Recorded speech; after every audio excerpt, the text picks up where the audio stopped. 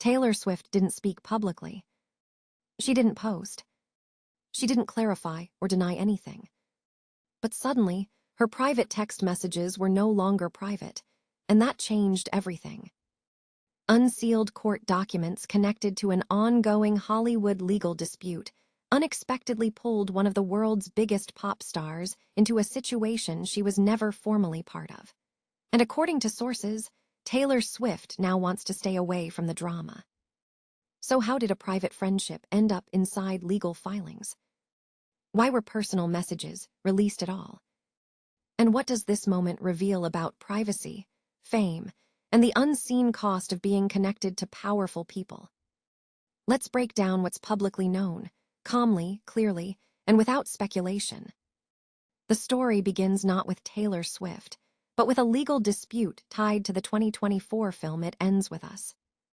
In December 2024, actress Blake Lively filed a formal complaint against her co-star and director, Justin Baldoni, along with his production company, Wayfarer Studios. The complaint included allegations of inappropriate workplace behavior and claims of a retaliatory public relations campaign after concerns were raised. Justin Baldoni denied the allegations and later filed a countersuit against Lively and her husband, Ryan Reynolds.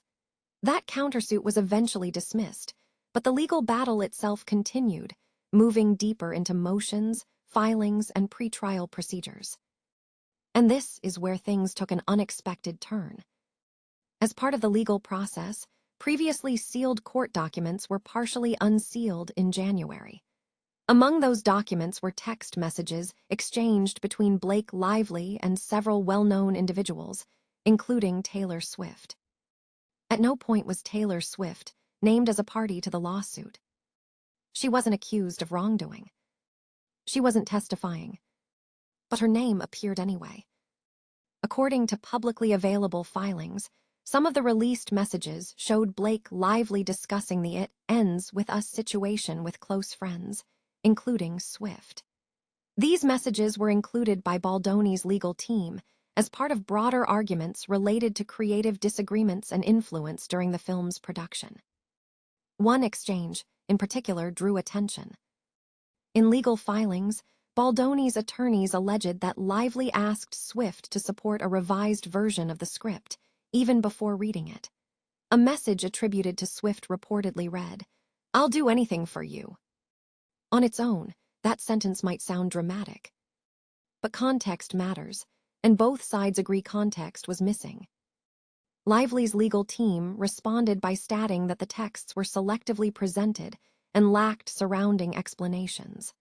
According to Lively's deposition, she had sent Swift the script with no obligation, emphasizing that Swift didn't need to review it if she didn't want to. This is a key moment in the story, not because of what was said, but because how private communication can change meaning once it enters a legal spotlight. And that spotlight widened. Additional messages showed casual, emotional language, the kind people often use in private conversations with trusted friends. Some included unflattering descriptions of Baldoni, which Swift allegedly echoed. Again, there are no accusations that Swift acted improperly. But the release of these messages raised a much larger issue: privacy. According to a source who spoke with People, Taylor Swift felt uncomfortable that her personal texts were made public at all. The source emphasized that Swift was simply being a supportive friend and never expected those messages to become part of a public legal record. And that reaction is understandable. For someone whose every move is already analyzed, the idea that private words exchanged in confidence could be publicly dissected is deeply unsettling, regardless of fame. It's also important to note that Swift's name has surfaced multiple times during this legal process, despite her not being directly involved.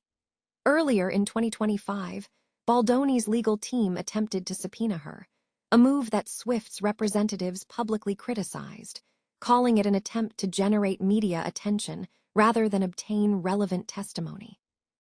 That subpoena effort did not move forward. Still, the impact lingered. Sources previously told People that the situation placed strain on Swift's long-standing friendship with Blake Lively, a friendship that dates back nearly a decade. While neither party has publicly addressed the status of their relationship, reports suggested communication had slowed during the height of the legal tension. Through all of this, Taylor Swift has remained silent.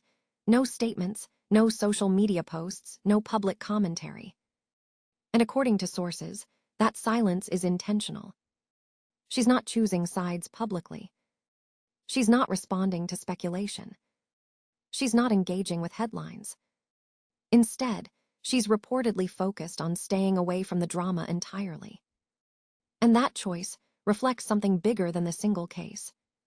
In today's world, where texts can become exhibits and friendships can become footnotes in legal filings, the boundary between public life and private life is thinner than ever, especially for people at the highest level of fame. This situation highlights how easily personal communication can be reframed once it leaves its original context. A message meant as emotional support can suddenly be interpreted as influence.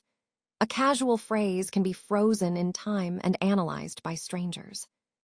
And none of that requires wrongdoing, only proximity. For now, the legal case itself continues, with motions still pending and a trial tentatively scheduled. Taylor Swift remains outside the formal proceedings, and there's no indication she will play any active role moving forward.